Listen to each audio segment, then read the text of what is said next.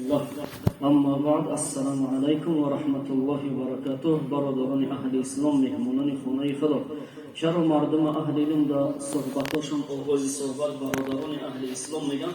به خاطر که ما دلیل داریم. آیه مبارکه که خدا میگه در قرآن انما المؤمنون اخوه، این است که جز از این نیست مؤمنان مسلمانان به یکدیگر برادرند. اگرچه پدر و مادرای ما دیگر کس است، اما ما برادران ایمانی مؤمنان و عقیده برادرند. مؤمنان و عقیده برادرند، نه از این که یک پدر و مادرند. کدام بزرگی گفته، عربا هم یک مقوله دارن قومای عزیز که میگه رب اخ لک لم تلده امک.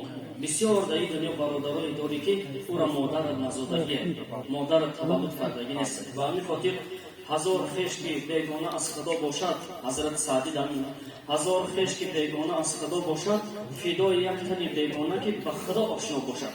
است دادری که نه نماز میخونه، است دادر اکایی که یکی پدر و مادر شما میگیره، است اکا و دادر یک پدر و مادر که مقصد راهی بد دارد. و همین خاطر حضرت سعدی گفته است که هزار خیش که بیگانه از خدا باشد، فدای یک تن بیگانه که به خدا آشنا باشد. سبحان الله.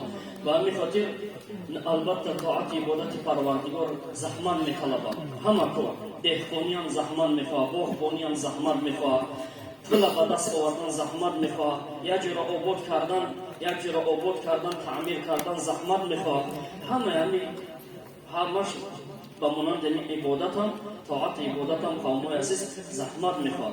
اما مولوی جنونی چی میگه؟ حضرت میگه که آخر این رنجی تو گنج دارد. همه این زحمت تلاش ما کدام وزیده برادر ای تراویح برآمدیم و پرسیده یکم بار بوده الحمدلله در تراویح اشتراک کرده، ختم قرآن در خدا لایق شده. یکیش دیگریش میپرسه که تراویح چهل بده، میگه باور که جورا نمیدانم، همین صرف میشه، ضرب میشه، کبود میشه، من هیچ که نفهمیدم. و همین خاطر یکم بارش که هست برادر در نظرش که دشوار تفته. و همین خاطر این عبادت هایی که ما میکنیم در یک ساعت یک نیم ساعت، اگر سلف صالح بینیم در گذشته حضرت همین امام اعظم ابو حنیفه رحمه الله، حضرت میگن که در یک شب قرآن ختم میکرد در 2 رکعت نماز. امام شافعی رحمه الله در یک ماه امام شافعی 60 بار قرآن ختم میکرده. یک روزانه یک بار با شب و سحر 2 بار. این خیلی حضرت ها بودن که نام ابو حنیفه ماند، اوش امام بخاری ماند، ایش میبینی شافعی ماند. و یا در طاعت عبادت خدا سخت بودن. شما خیال نکنید مردم مسلمان که به طاعت عبادت انسان به جای میرسد. البته خداوند بخواه از فضل کرمش میتید، اما خواجه حافظ میگه که صبح خیزی و سلامت طلبی چون حافظ، هرچی یافتم همه از دولت قرآن یافتم. گرچه بر دیوان غزل صدر نشینم چه عجب، سالها بندگی کردم و صاحب دیوان شدم. سبحان الله. حضرت خودش حافظ شیرازی، سعدی شیرازی، حکیم فردوسی، همه بزرگا بیدیل مولوی جلال الدین بلخی و ناموشونه که جانه اینا سالها بندگی کردن صاحب آبرو نام شدن. و همین خاطر کوشش کنید پابند طاعت عبادت پروردگار باشه. عبادت به خاطر این نباشه به خاطر مولای محله یا که پدر مادر یا رفیق. طاعت عبادت به خاطر الله میکنید در عوض نعمتای بی عدد به حسابش. حضرت سعدی در عالم تربیت میگه یا موضوع دور دراز رازل میگه نگر که در یک انگشت با چند بند به صنع الهی به هم در فکر سر میکنه. میگه یک انسان عاقل و عقل تیا بر ایروی انصاف و ایمان نگاه که در یک چلیک 3 تا پیوند دارد. اگر این پیوند رو نمیشیدن چلیک های ما شخ بود رابط بودیم همه ما چوب خمچه پاک.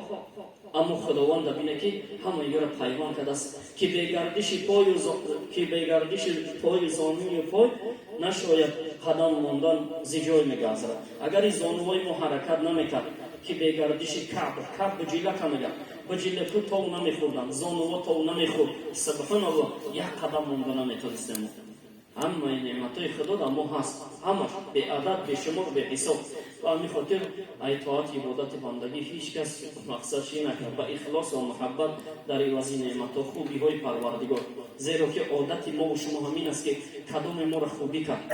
یگان بلا و وزبینی کشید برآورد، شب و روز در حقش دعا میکنیم و در فکر این هستیم که خوبی و برادر چگونه ما باید بگردانیم. هم خلاص طبیعت آدمی پس چرا خداوند به طریق اعلی لایق سزاوار است که پروردگار یکتا و غالب توانا و لطیف و رحمان و رحیم و بخشنده و مهربان و بنده نواز وی لایق سزاواره که ما در فکرش دائم باشیم با یاد خدا باشه همیشه.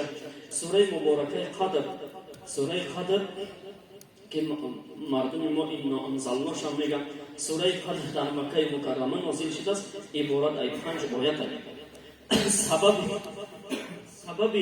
فرامدن نزول سوره سبب دارد. 3 سبب چه علما بیان کرده هستند.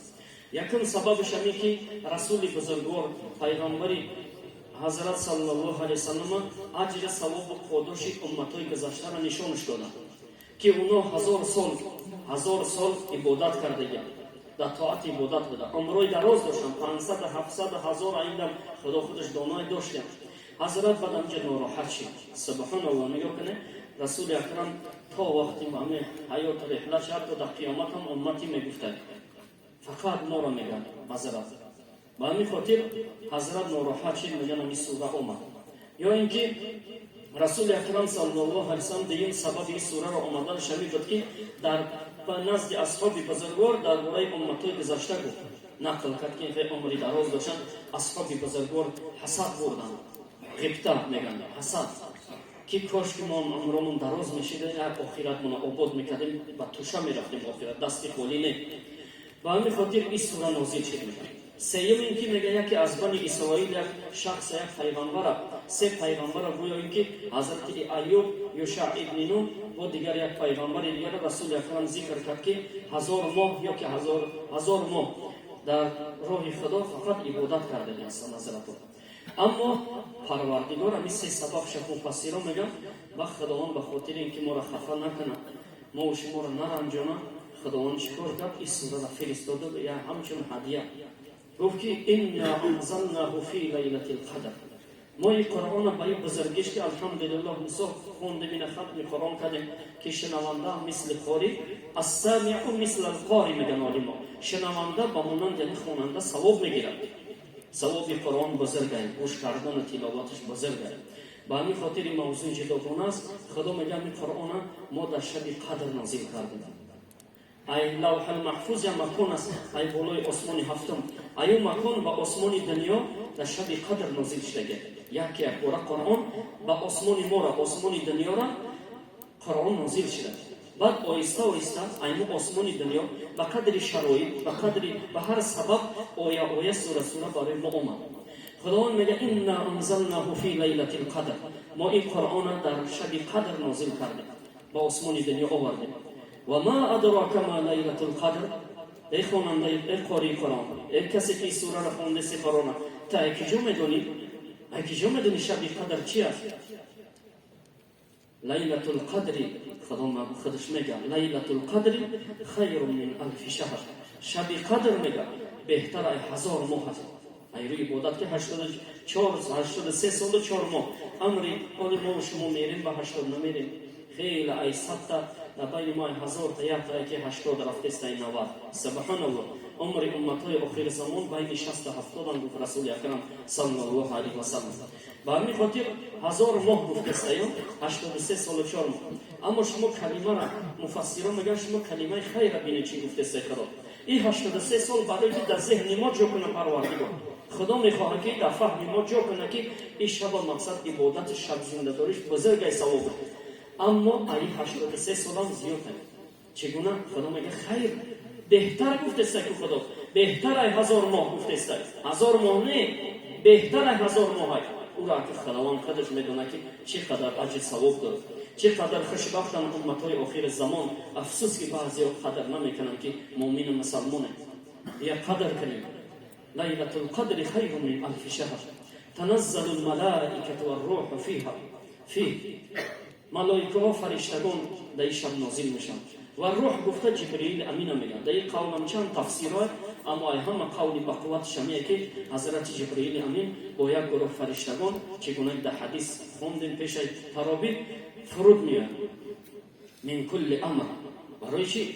برای هر یک کاری که ای سال به ای سال بعضی قدر گفته کلمه قدر که همین مقدرات ما را ای شب رزق روزی مون و چیزامون می نوشته و یا بعضی روایت تنزل الملائکة والروح فیه بإذن ربهم و اجازت خدا و خواست خدا فرود میاد.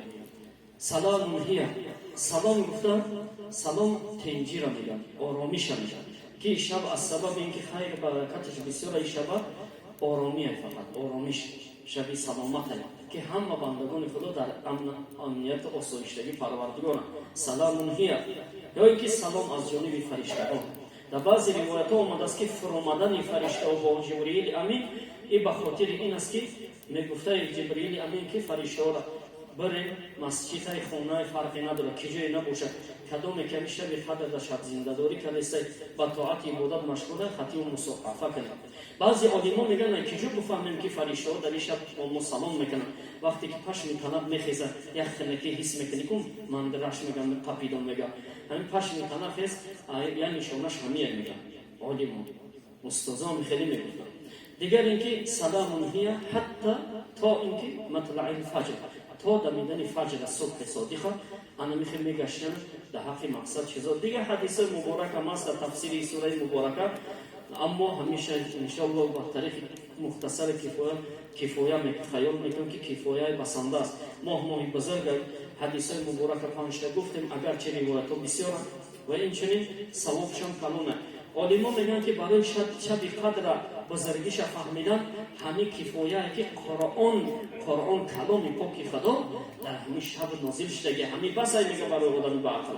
اما ما به خاطر به برکت شود صحبتامون عبادتامون ثواب زیاد بگیریم، کوتاه و مختصر ما این سوره مبارکه را به شما رساندیم. انشاءالله با خودتون اهل علم ترقیات قرآن و کریلی هم ترجمه شده است، با تلفن دست میخونیم مطالعه میکنیم. فرق نداره کدام نوع عبادتی که مشغول شین قوم اساس درسته.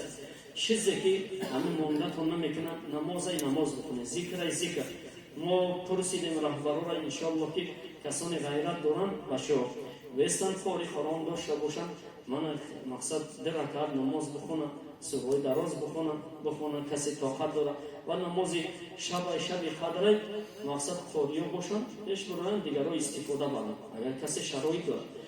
و خواهش میکنیم که شب قدر احتیاط کنیم، مقصد یگون کمبودی نشود برای مسجد، زیرا ما را گفتن که بیستن مردم عبادت کنن یگون باکی نیست یگون ضرری نیست، فقط همون که کوشش کنن که شما میدونیم دنیا را چه گپا رفته سبحان الله خدا پناه بودید.